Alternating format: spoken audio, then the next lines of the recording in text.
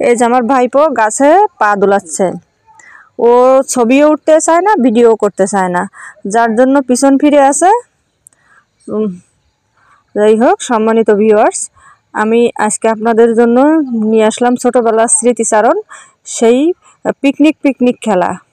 তো আমার ভাইপো ভাইজি এবং ওদের মাসির মেয়ে ওরা পিকনিক করছে, সেটা আপনাদের দেখাবো। দেখুন ছোটোবেলার কথা কেমন মনে পড়ে। ওরা রান্না করছিল প্রথমে বেগুন। তো বেগুন রান্না ভালো হচ্ছে না বলে আমার ওই যে গাছে ওটা বাপধন, সেই তরকারি দিয়েছে ফেলে। এখন দিদিরা কান্নাকাটি করে, দিদিরা আবার ওর 3 দিদি আবার রান্না শুরু করেছে। যাই হোক, এবার এখন হচ্ছে পেঁপে আর মাছ দিয়ে। আমি বললাম যে আমি রান্না করে দেই, আমাকে বলো ও বাবা তুমি পারবে না, হ্যাঁ তোমাকে এখানে আনা হয়েছে, তুমি একটু টুকটুক করে বসে থাকো। তো আমি টুকটুক করে বসে থাকলাম, আমার মা ওই পাশে বসে থাকলো। তার কি আর করা, ওরা রান্নাবান্না করলো পেঁপে দিয়ে মাছ দিয়ে। দেখলাম রান্নাবান্না করার শেষে আমার মনে পড়ছিল যে ছোটোবেলার কথা, আমরাও একটা সময় এরকম করতাম। আমরা তখন পাড়ায় অনেক মেয়েরা ছিলাম, 22টা মেয়ে ছিলাম। 22টা মেয়ে মাঝে মাঝে লেগে যেতাম পিকনিক করতে। কেউ ডিম দিতাম, কেউ চাল দিতাম। এটা হচ্ছে কেউ বলতে যে তুই এইটুকু চাল নিয়ে আসবি, তুই ওইটুকু হলুদ নিয়ে আসবি, তুই ওইটুকু, সারা বাড়ির থেকে মেপে মেপে নিয়ে আসতাম। আজকে এদের দেখছি আমার ভালোই লাগছে।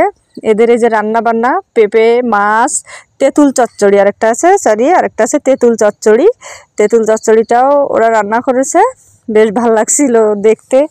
আমি দেখছিলাম, প্রাণ ভরে দেখছিলাম, আর সেই ছোটোবেলাকে মনে করছিলাম।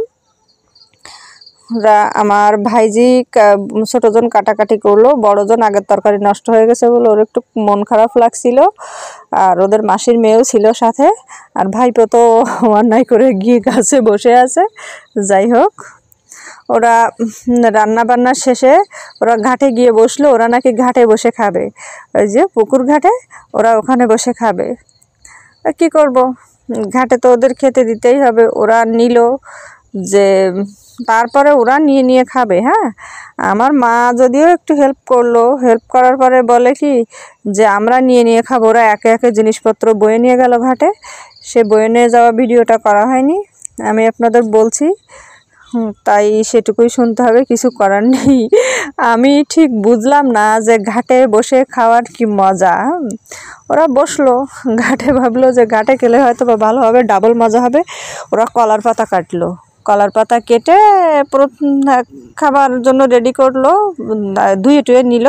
ওরা প্রথমে কচু পাতা কাটতে চেয়েছিল, তা আমি বললাম বাবা কচুর পাতায় তো খাওয়া যায় না, কলার পাতায় খেতে হয়। তো ওরা কলার পাতা নিয়ে সেই কলার পাতা ধুয়ে টুয়ে ওই যে বসে গেল, বসে এখন খাচ্ছে। পেঁপে দিয়ে মাছ দিয়ে তরকারি খাচ্ছে, আধা সিদ্ধ তরকারি, আধ ফোঁটা ভাত। ওদের ভীষণ ভালো লেগেছে, যেটা দেখতে আমারও খুব ভালো লাগছিল। এত বেশি ভালো লাগছিল যে বলার না। আমি দূর থেকে দেখছিলাম আর চুপি চুপি ভিডিও করছিলাম। মহারানীদের ভিডিও তো আবার সরাসরি করা যায় না, বলে যে তুমি ভিডিও করো, মোটে ভিডিও করা যাবে না আমাদের। তো কি করব, এই জন্য দূর থেকে ভিডিও করি। এ ফাঁকে একটা কথা বলে রাখি, আমি সাধারণত মোটিভেশনাল ভিডিও করি, কিন্তু আমার ব্যক্তিগত কিছু সমস্যার জন্য মোটিভেশনাল ভিডিওটা করতে পারছি না। তো আমি এই ভিডিওগুলো দিচ্ছি, আপনারা আমাকে ভুলে যাবেন না, সবাই আমার সাথে থাকবেন।